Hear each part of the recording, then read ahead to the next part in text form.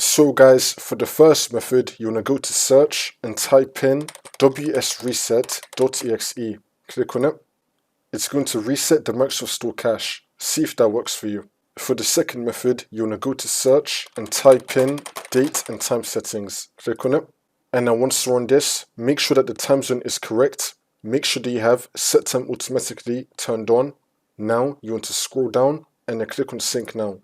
Make sure that your date and time is fully synced up. And now you want to go to search again and type in Microsoft Store. Now you want to click on app settings.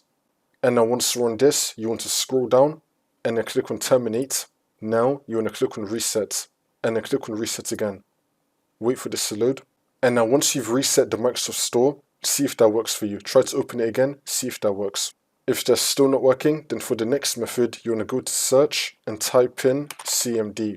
Now you want to run it as administrator. And then click on yes. And now once you're on this, you want to type in ipconfig space / flush DNS and then click on enter.